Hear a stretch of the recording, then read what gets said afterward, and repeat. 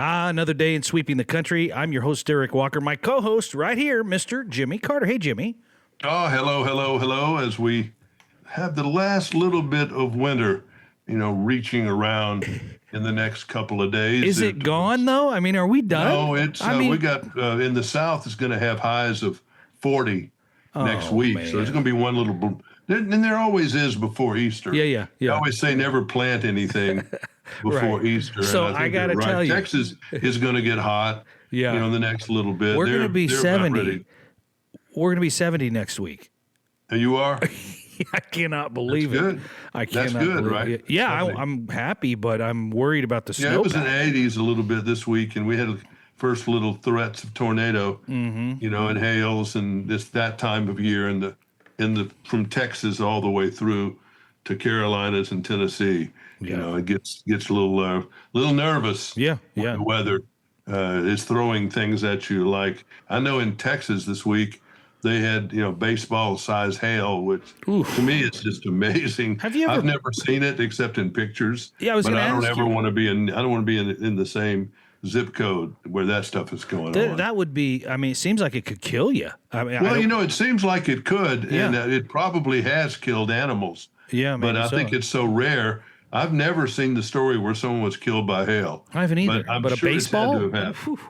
Yeah, brutal. Coming down from the sky like that, it's Yeah. got to be. Yeah, no got to doubt be about it. Ouchie. But anyway, so it's that time of year when the weather gets a little abrupt Mm-hmm. because it changes seasons. And I hate the new time. I mean, no sense talking about it, but I just hate it. I hate when people mess with that. I used to could do it, and I'd jump time zones every week. Yeah, Either one traveling. plus going to New York or two to go to California. Yeah. And I survived it, but I think when you're younger, it's easier. But Agreed. I just now don't want people messing with my time. I get in the routine, and it still had me messed up all week. It is. However long this has been going on. It is antiquated. I mean, it really is. Because my eating is off schedule. That's the biggest thing. Oh, that's true. Yeah. My eating, my stomach and body doesn't know all that stuff. Right. And so I've had a real rough time trying to figure out when I can eat dinner. Yeah. I eat hungry late, and it's just, and bitch. But I don't want to talk about that anymore. Okay, what do we got today? I want to say the good thing before we get into all the other stuff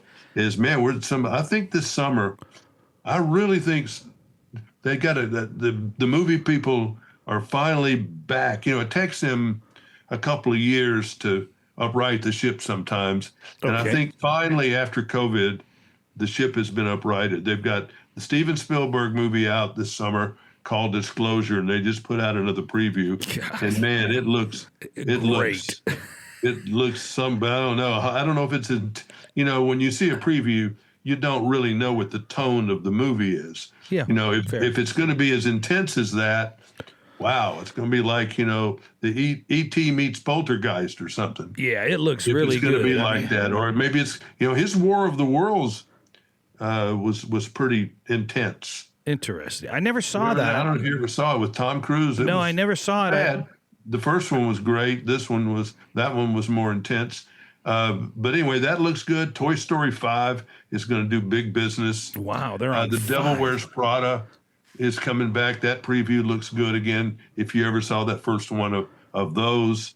Glenn Close? 3 or 4 things that are good that are coming. Is she Glenn Close? Wasn't she in that? The boss? Meryl Streep is Meryl Streep. That's what I was thinking of. Is she in it? And Emily Blunt, who seems to be in a lot of things. Great, yeah. These days, and so there's a couple of those. Those are just the first ones that come to mind, but there are others. Well, that's that good. are coming, and boy, the movie theaters need something. Well, one thing they said this week, and I'm not surprised. I am surprised, but you shouldn't be.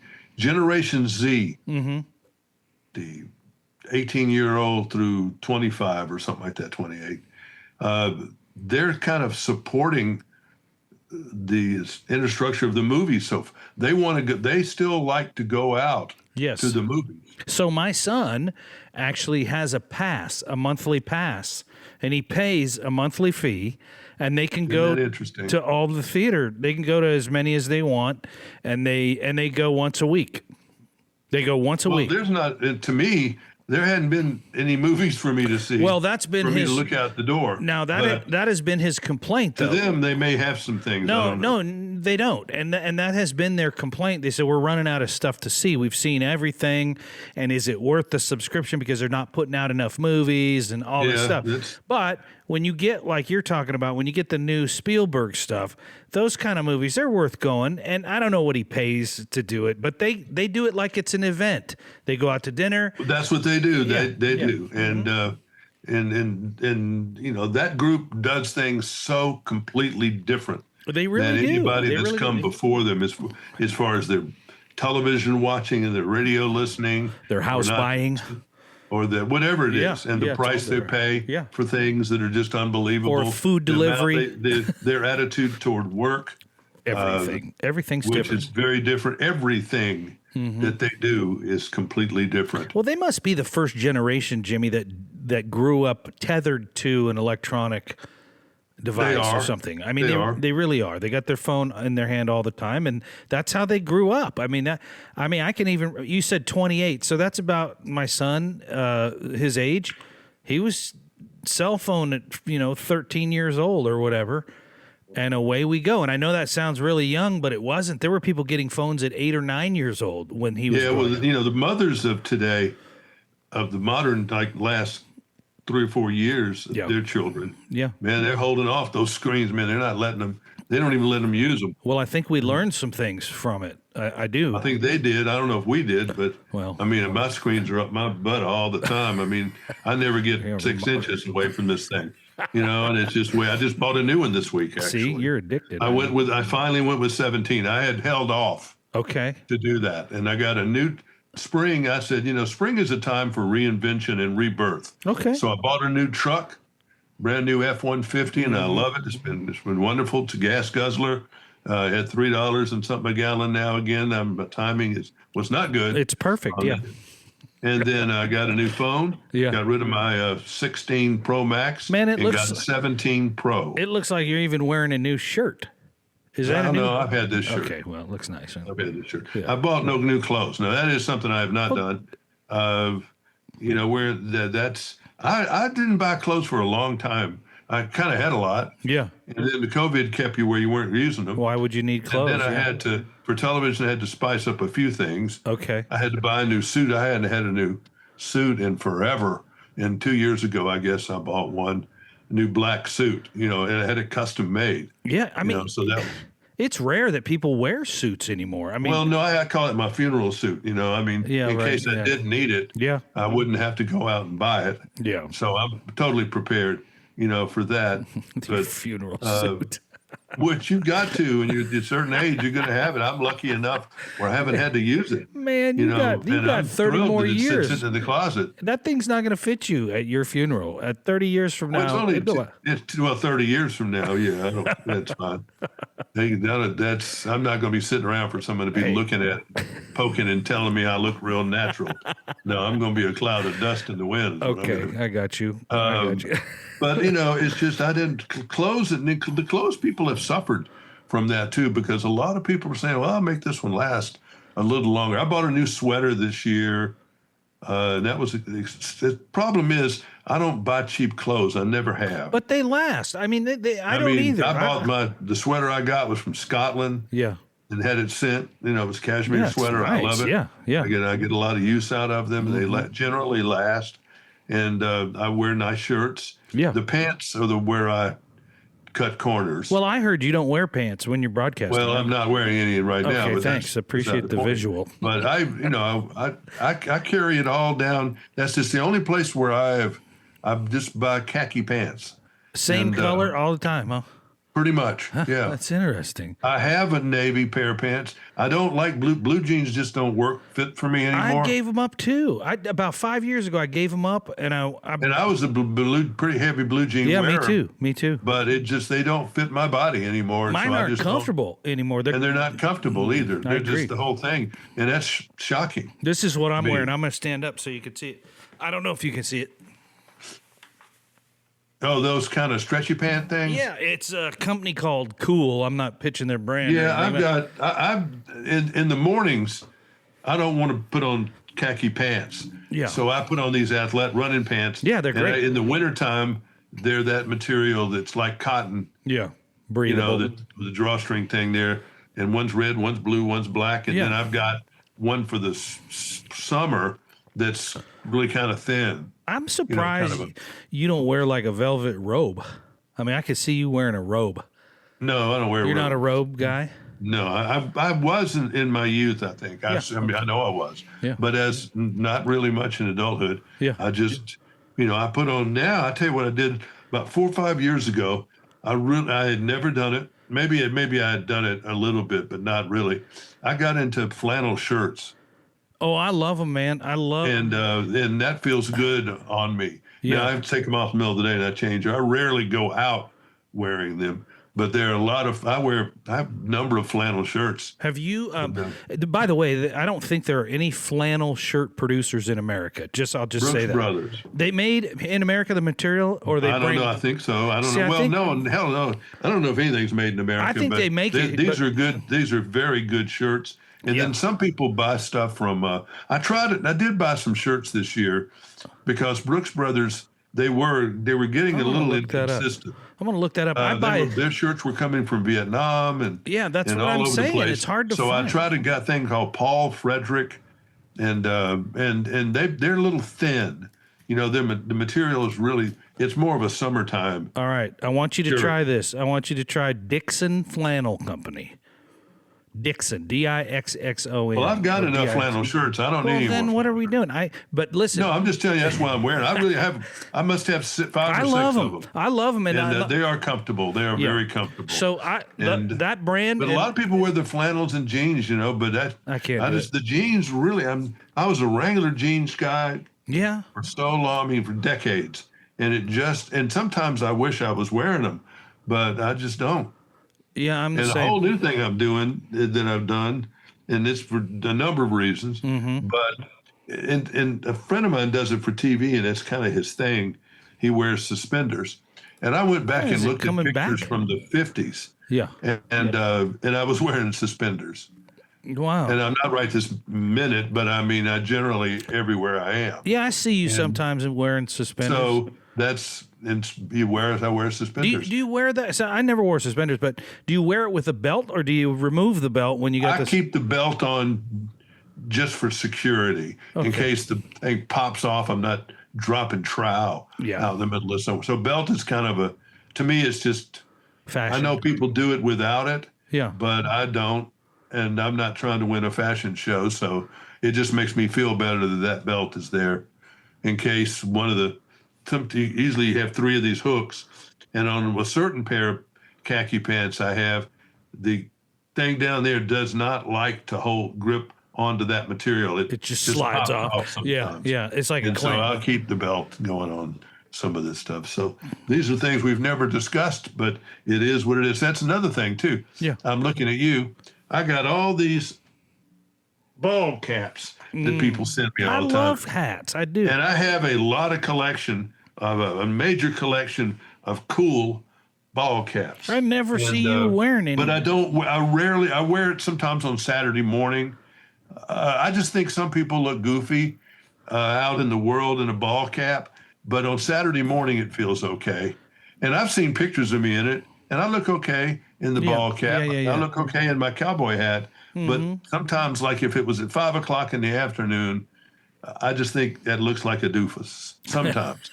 Hey, what time is it right now? It's only 4. It's near 5. Okay, look at my hat. Does it look all right? Yeah, a lot of people wear it and it's fine. Yeah. But on me, it doesn't look right. It just doesn't look right. Sometimes I think you don't think you look right, but to like me, I think it looks good. I mean, I think. I mean, it is. It's just it's clothes and all that stuff is about what makes you comfortable. Yes, I agree. And I look better in dark shirts. Okay. Than I do light shirts.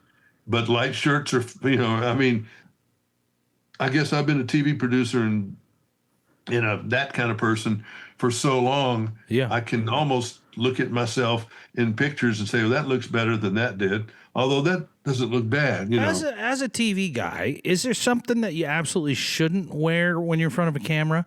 I mean, is there any anything patterns busy, or okay? patterns like, Okay. and even crazier. Like this is not too bad. No, I think But it's when you fine. start getting really fine patterns, it starts to breathe.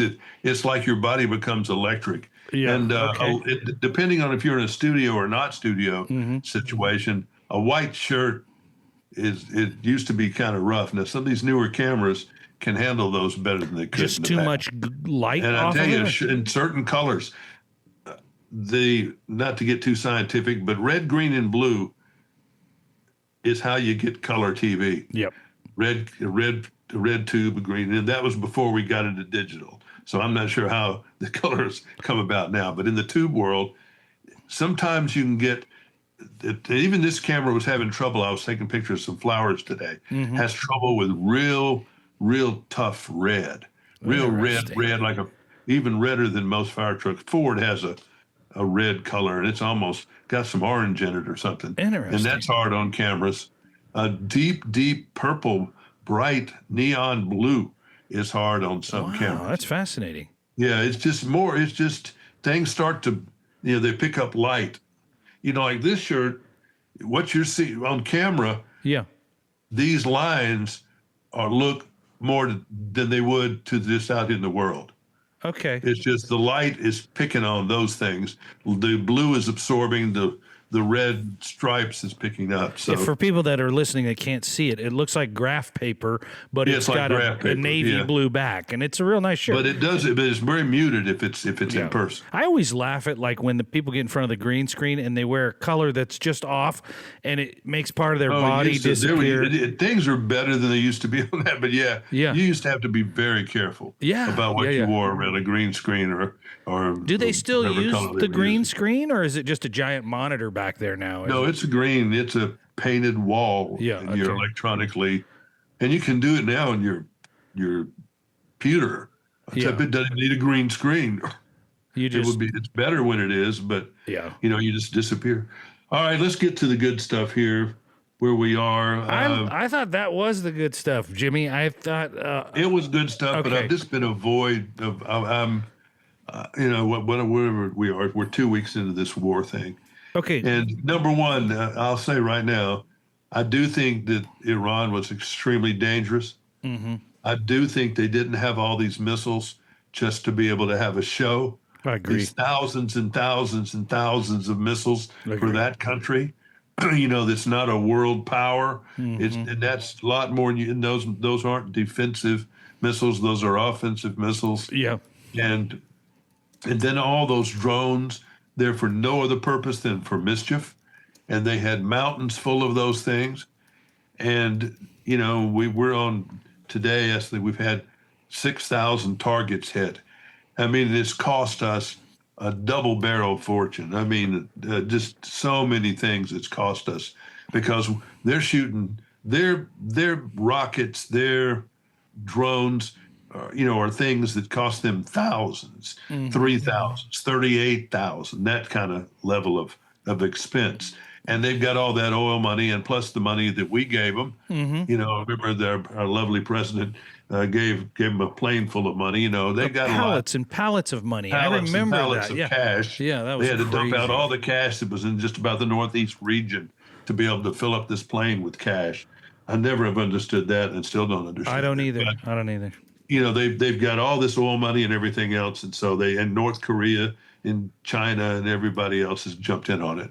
All right, so we've been blowing those things up, but when we shoot something, it's like $3 million a shot. Right. $1 million a shot, and even at the cheapest thing, it's like 100,000 a bomb or something. I mean, it's expensive. We're spending billions and billions of dollars, and to do this now with Israel.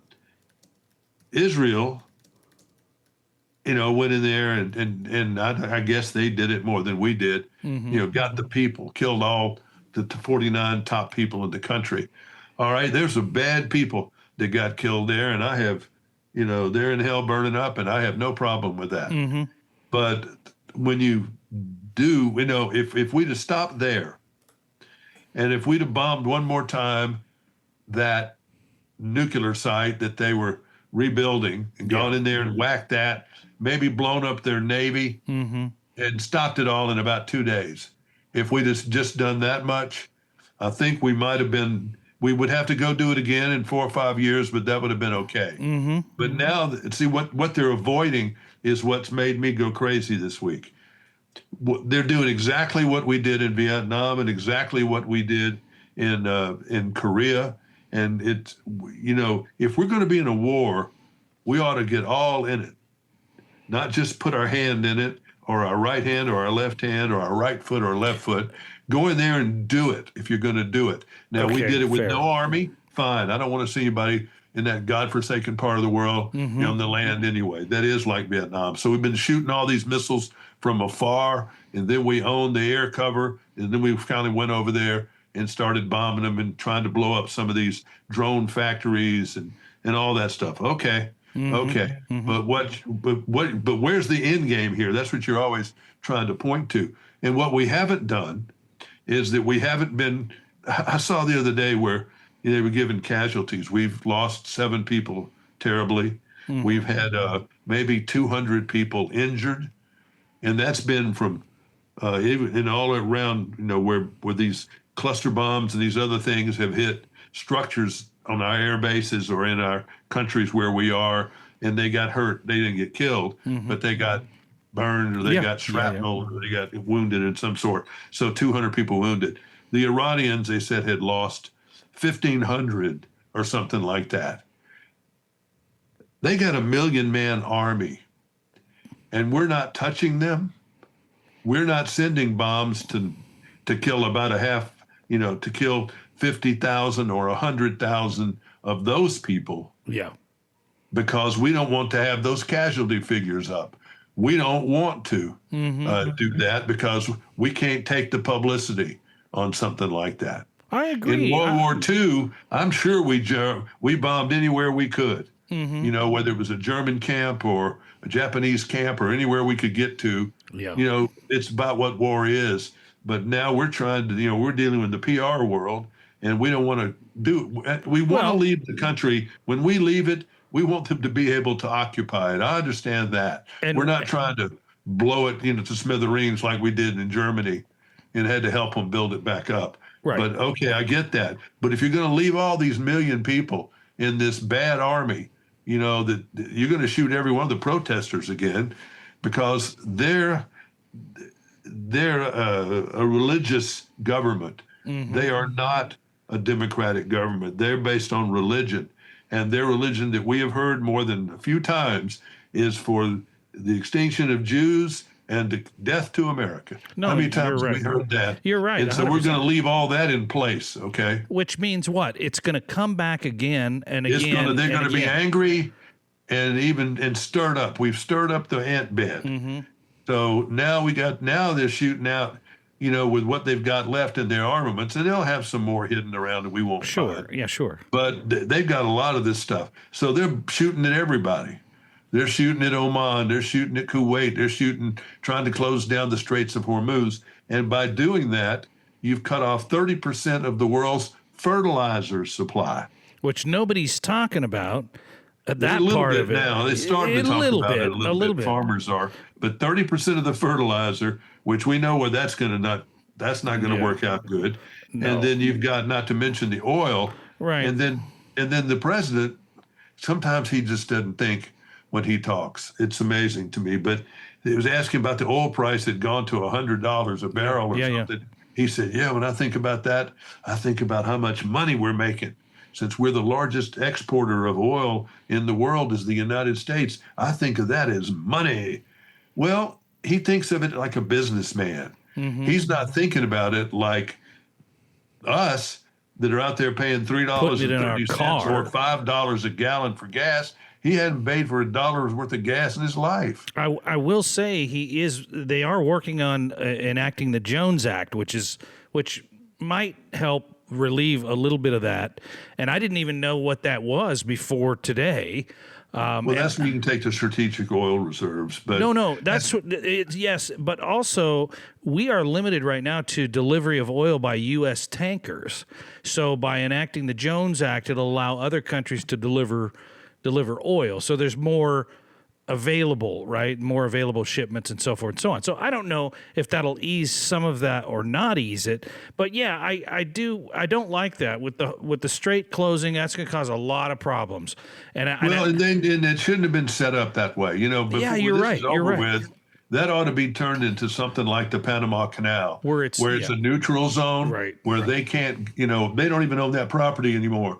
The United Nations ought to take it over, or if we have to, one of the Gulf states takes it over, or whatever. Yeah. So both sides of the Straits of Hormuz I think you're are operated by a neutral party. I think you're right, because right now it's Oman and Iran that have that. And that needs to be, Iran needs to lose their permission to have that property. They need to lose their property. Yeah, it's crazy. The whole thing is crazy, and even the fact that I listened to the new whatever supreme leader of Iran, and he comes out and says, he's more angry than the last guy. We're at a full-fledged war. This is a full-fledged war, and then we go to the U.S. side of the I guess call it war, and no one's declared war. No, we're not in a declared war. No, we're in an authorization for use of military force. Yeah, we're using military force, and that's going to back off here, and I do believe pretty soon. And it sounds like they're hitting. They seem like every day they're hitting more than they did the last day. This is a big country with a lot of people. Let me ask you a question. And it's got a lot of people that are okay.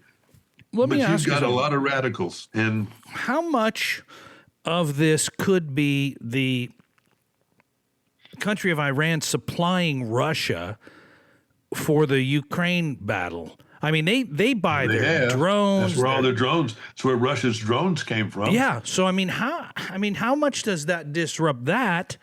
On top of this, it has to disrupt it completely. That's what I think too, and I think nobody's really talking about that. But it's got to cut off the supply. Well, see, Putin called Trump last week, the last couple of days, and he kind of changed his tune after that for a little bit. Interesting. But think about it: Russia's making this. The oil prices are up high. Russia's making a fortune, on it because they sell oil to Europe. If they can't get it from the Middle East, they get it from Russia, and so they're having to buy it from Russia. Russia gets money. And I don't know where they're going to spend it on, but they'll just build up their bank account. And then you got to wonder, with people like North Korea, that's where their rockets all came from. They didn't build them; they bought them from China and North Korea. That's right. Mostly North Korea, which is China. Mm-hmm. And so, how are they going to get those? How are they going to resupply those things? Are we going to start doing blockades out there in the ocean to stop them from bringing boatloads of stuff? I don't think we want to get into that. I don't know how we could stop getting into that. And is that part of having the boats in the Straits of Hormuz to escort? Now we're there. Our military's there, right? We can do whatever we want because we're there. Is that part of that going to stop the? And I just wonder. It could be. I mean, I would think so. Mm-hmm. I mean, that's why you wonder. Where's the end game of this? What are we going to do? I agree. What are we, meaning all the Arab states and everything else? How mad are they at Iran? And we go back. I mean, Jimmy, we said this last week. I mean, this has been going on since I was born. Oh, since the Bible. Yeah, I mean, it's been going on forever. This has been going on forever. This, the trouble in the Middle East, and then remember, the Kurds and the Shiites and all that stuff. Oh, yeah. These factions that are, like we've said before, Iran is not a one Caucasian Presbyterian group of people. No. There are all kinds of different people in there, and that's why it's kind of hard to govern. And that's why they found about the only way they can govern is with a dictatorship or a grand poobah like they've had, because it somehow keeps the people under control, because they haven't been able to self-govern over there ever. Yeah. I mean, I can't remember a time since I've been alive, and you've been alive, and long before any of us have been alive. Yeah. It's just they can't do it since Rome. I mean, so it's a nest that I don't think most people wanted to get into, but I do think that and what is all, and I'm still having a hard time with, and particularly with some of these younger people, certainly a lot of the Democrats and some Republicans, their hatred for Israel. Yeah, that's a mystery to me too. That's been one of the great mysteries to me of how that's come about, and they blame Israel for getting us into this, and maybe they did. Mm-hmm. because I don't know, we wouldn't have any interest over there if that Israel didn't exist, but Israel does exist. And the one thing Germany learned from all this is they, they can't be too hard. They're not hard at all on the Jews, because they're still trying to pay for the sins that they did in World War II, and they'll never pay that debt. So yeah, it's just mind-boggling. It's just, Israel is a loyal ally, and we have been loyal to it. But where all these people all of a sudden did this turn, I don't know who did it. And I'm just surprised Hollywood, Hollywood was built by Jewish people. Mm-hmm. People from the Southern Baptist Church did not build Hollywood. It was a bunch of people from New Jersey and from Northeast that went to Hollywood, went out to California because that was the gold rush country. And they said, "Oh, we got a lot of sunlight out here. We can make movies all day long and have, and not have to worry about rain and snow and all that stuff." Yeah, no, you're right about that. And backing up just a little bit, you said, well, who's pushing the agenda and who's doing this and who's doing that? And watching the protesters, we had an opportunity. We didn't take it. We had an opportunity to interview somebody that ran a company that hires people to protest. And part of the reason why we didn't have them on was because, well, we don't want to, become a job source for. Give them a commercial or whatever like that. Let them find their own people. Exactly. However they can. But that's exists. not what we, the fact that you knew that was going on, though, because you watch many of these protests, and they all have community organizers behind them. They have printed and they have signs. For years, but more so really bad in the last, 5 or 10 years. Yeah, you're right. And I ran into one woman, I'll never forget it. She had a clipboard, and she was running this thing downtown in Nashville. Yeah. This big demonstration that we're going to block the interstate and do this and do that. And I just heard her saying, she said, "I got to get out of here. I got to be in St. Louis. We got a thing tomorrow." It's just like a job. I mean, it's just like it was a job. Yeah, she was pretty high paid. But I mean, there's her job. There's a whole group of people that still don't believe that, even though you just said it. No, it's 100% true. I agree. And you look at the signs. I mean, Trump's made a joke out of it. Look at the signs. Look at the graphics. Look how well made the signs They're great. are. Yeah, some are great. It's not done by a first grader, at Hemi's elementary school. Right. I mean, come on. Yeah, you're right about that. And where will it end? I don't know. I mean, I don't know. That's it's where all these things have a tough time. The hardest thing, it's easy to start a fight. Yeah. It's difficult to end one. Wow. And that's in life with everything, interpersonal relationships. Mm-hmm. It's easy to get in a fight with somebody. Yeah. It's not easy to make up and stop that fight. Yeah, and, I think you're right.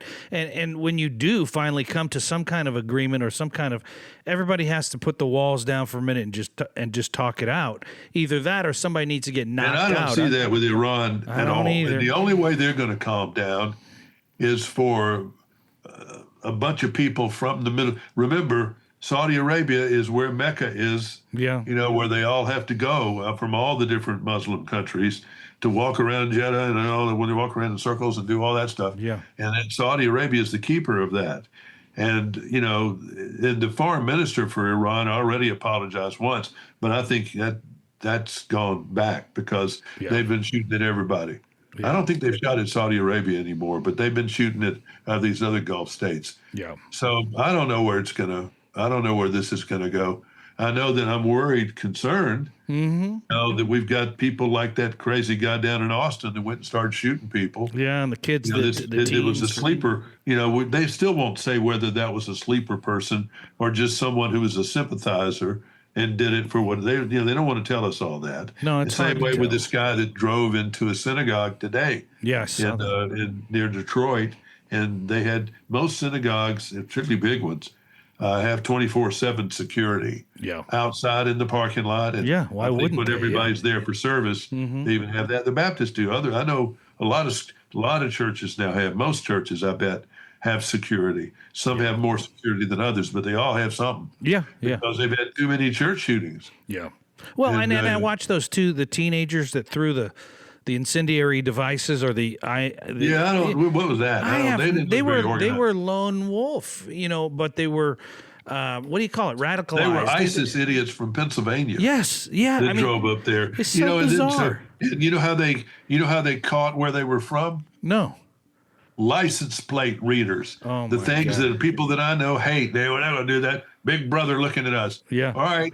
You can either have Big Brother looking at us or, get yourself blown up. Right. Because Right. we need that kind of limited lease versions of these. That's why we haven't been able to find Nancy Guthrie's killers, because we didn't have the right security things in place. We need security cameras. I agree with you because we need locks on our doors. I agree. We need common sense. I agree. And common sense is in short supply. I got nothing to add to that. I mean, think about that. It's so true. I wish we had more common sense, but we don't. We need a gallon or two of it, that's for sure. Per person, yeah, as soon as we can get it. That's not coming through the Straits of Hormuz, is it? Because we're not getting it right now. Nothing's going to go through there. And listen, there are people fussing saying, well, Trump's even said it. We'll get the U.S. Navy to escort them. Yeah. And we'll pay the insurance. We'll back it up with Chubb or whoever he's getting to insure it. Yeah, but if you're on that boat, you don't want to get your butt blown up just because you got insurance. I thought about that too. I mean, they don't want to go. The crew don't want to go. Who wants that assignment? Nobody. I mean, right. And the people that own the stuff, they don't really want their boat. Even if they get their money back, they want their boat. The people at Maersk have already pulled out. That's a huge shipping line, and there's a bunch of them. But I read an article today where we're just going to skip that region for right now. Yeah, it's really screwed up that we have put ourselves in a situation. It's the same way with the Panama Canal. Yeah. That's really screwed up too. That's still kind of working. Yeah, I think it's working in our favor. That thing should have been improved many, many more times and expanded, and they never can seem to agree on it, and the politics are never there. Yeah. And they just can't, figure it out. And that's the other chokehold is over there on the Suez Canal. I've seen that when too. the boat went sideways, screwed up, and I don't know, I don't know what he did. He turned that big old boat sideways and stopped the world's commerce. Yeah. We shouldn't have things like that. No, it always reminds me of, the advice we got from our parents and grandparents, and that's don't put all your eggs in one basket. Yeah. Because then you end up with no eggs, right? One basket breaks and you're out. That's why it should be under, UN is a bunch of loons, but theoretically into something like the Panama Canal should be run by like an independent, not China, not, just where everybody's getting through there and all that stuff. It seems to work, except it's never enough capacity to go through there. This is a curveball. The same way with the Strait of Hormuz and Suez Canal. This is a curveball for you, but I'm going to say it anyway. Is this how we head toward a one world government? Is that possible? No, not until. And this is something that Tonto said. Yeah. Our boy Ted, and I've said it before. Yeah. But he said it the other day, and I said, you're right. He said, we have so much division in the world, in our country, in everything. The Democrats are more deranged than they've ever been on saying ridiculous stuff. I'll leave it with this story, is the fact that there was a headline this week that Hegseth spends $15 million on lobster tails and steak while people in Nebraska can't afford to buy their gas. That headline went out. Mm-hmm. Every Department of Defense during Obama, during Bush, during Biden, during everybody has spent, the Army has, and Marines, or at least one of them, if not all of them, if their people are eating MREs most of the time, or maybe boiled chicken or something, they try to give them one meal a week that's really good that they can look forward to. So they give them king crab and steak and all that stuff, usually either Friday or Saturday. Yeah. And that's where that money was going to. Someone saw that line item. And the people, they need something, that you got to do something for morale. Oh, I agree. But people don't move past the headline. They read the headline. People are haters, and they're Trump derangement syndrome people. Oof. And they just want to hate anything involving, the Trump administration, and we got you. They're out there on the gotcha every 5 seconds. And that's the only thing the Democrats have accomplished in this last 2 years, is just been a sewage treatment plant for junk. Wow. Well They said. haven't accomplished one thing except do what they said they were going to do, and that's resist and create chaos. And they've certainly done that. Yeah, and everybody say thanks. Everybody in the country say thanks. But you've got people like the Trump administration that I don't know if they've really thought this thing out with Iran. I just keep hoping planned the back end of it. I just keep hoping they did, because I feel like if they didn't, I lose a little bit of. Well, yeah, both sides are. You got some real not so great people working under Trump. Stephen Miller, for one, and others that have come up with a lot of crazy things. And some of it's been fantastic. And that's the problem. John Fetterman is like the most reasonable man in the country these days. I don't disagree. I watched an interview with him the other day. I don't love how he talks. He's not great in front of the mic, but you're right. But he's a Democrat that's just saying, what they're doing there is wrong. What they're doing there is right. He's calling the balls and strikes like, and nobody likes the umpire, but he's doing it right instead of just trying to create chaos. You said the fact that this Homeland Security bill is still not paying these poor TSA people. What and are all they that doing with this? Outrageous. No, I agree. And I love Fetterman's. At least he's level-headed enough to go. Thinking. Okay, he's not trying to be like an automaton, right? Like they want the rest of their party to be. I agree, Jimmy. And then you've got the people like Tucker Carlson and all these other people saying, "Oh, we don't want any wars, no wars. We do not want." They want to be isolationist. And I'm sorry, but we can't build a wall around our country. We live in the world. Do you think? And if we don't take care of the world out there where the world is, they're going to come and take care of us. Oh, there's no doubt, no doubt about it. Do you think like the guys that's just a stupid position for Tucker Carlson and some of the others to take. Do you think they believe somewhere in here is reason? But there's the thing about it. We cannot get no. So back to the point of what Ted said. Yeah. He said we need to have the aliens invade. The space people. Oh, they're like coming. in Spielberg's movie. That's what we need, because that would bring everybody together like we were together for 10 minutes after 9/11. Oof, man, I hate to Black say and white and everybody and religion, Jews, Catholics, everybody was all on one page of the dance party after 9/11. Yeah, that's interesting. As the time went by, the divisions went out there again. But isn't it really? It's any catastrophe. You see it in smaller packages, right? You see it when there's a flood in New Orleans. Yeah, you see it when there's. People try to act like civil. Yeah, you don't know your neighbors, but you'll know them. Yeah. If a plane landed out here in our backyard. Right, a little shakeup. And then as soon as they cleaned the plane up, we'd be back to not. Yeah, that's true. Yeah, that is true. That's true. It's just how I'm telling you. It's screwed up, but it's just how the world is these days, and you live with what you got. But this whole point of, this extreme politics on the left and the right is terrible. It's just terrible, and it's bad for the country. It's very bad, and it's bad for Trump to criticize the courts and say these are bad judges. Some of them are bad. Some of them were such extreme political appointees. Yeah. I guess they went to law school, but in the Supreme Court, I don't think you even have to be a lawyer. Did you know that? Really? I didn't know that. I don't think there's any, reference requirement. You just have to get approved by the Senate. But well, then I'm going to run. I think there's some questionable people up there. Then there's some brilliant people there. But do I get appointed, nobody Jimmy? likes the umpires. You just try to get a qualified person to be the referee. That's true. Nobody does like them. And it's funny. I think I will. Do I get nominated? How do I get that position? Does somebody nominate me? The president's got to nominate. I guess I got to kiss somebody's butt. Majority of people in the Senate that go for you. Well, I'd be real good. I think I'd be real good. I mean, you'd be just as good as a couple of them up there that can't seem to do. It's just, boy, if you get somebody like this Jasmine, whatever her name is, out of Dallas,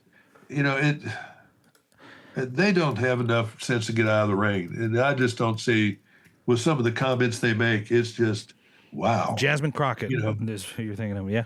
Jasmine Crockett. And then on the other side, some of these things the Republicans say or do, or, the story of Marjorie Taylor Greene, she's gone now. Oh, man, is that a good one? I didn't understand all that. There's just a lot of, it's just this partisan politics thing, and that's how Trump has to do it, because that's how he runs the game he plays. I think Fetterman's. Biden did it that way too. They're all jumping around saying how horrible Republicans are. But just think, Jimmy, how great it would be. Not that they're all Fetterman, but they're all like Fetterman to the sense that they would at least listen and reason and say, okay, let's talk about this. How can this work for everybody? It's called compromise, and you're never going to find it on some issues that are extreme issues. Abortion is one. Yeah. Welfare is another one, and healthcare probably is another one. But there are issues, and they don't publicize it. Yeah. But they do pass legislation up there. They just don't do enough of the good stuff. They get some of the things that, they have to do. But yeah. Wow. I don't know. I think we need more national parks. I think we need to really. I wish we'd get a president that was like Teddy Roosevelt, that loved the national parks. Yeah. And people look at those things and say, that's where our vacation is, instead of in some $400 a night condo somewhere.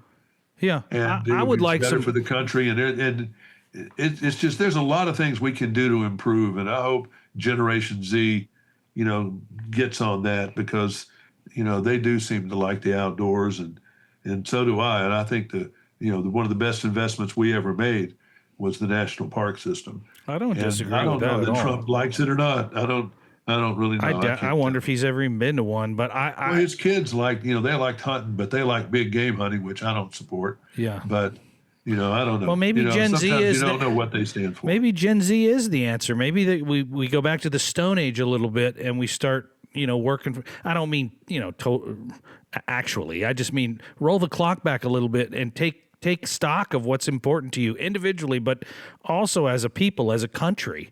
Well, we've got, and we got to wrap this up today, but we have got to get rid of this fake news stuff. We have got to clean up the social media where, just about everything you see is a lie, or you can't believe what you see. And now AI, everything's AI. That has got to get cleaned up. Our country can have some really horrible things happen if we don't clean up. And why we let the internet just run wild when it started, and put no governance on it as they did broadcasting, and why they did that, and then they let it just get crazy and put every pornographic thing you've known to man and screw up a whole generation of people that saw things they shouldn't be seeing.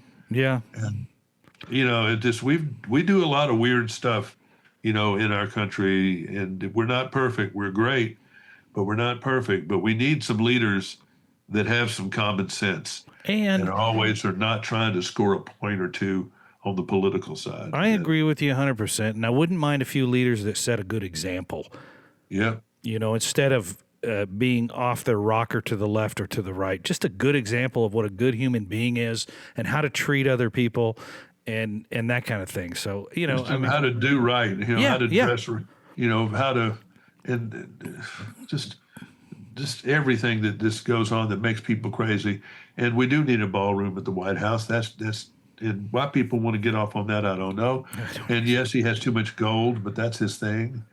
But we needed a new place to be able to entertain as the greatest country in the world.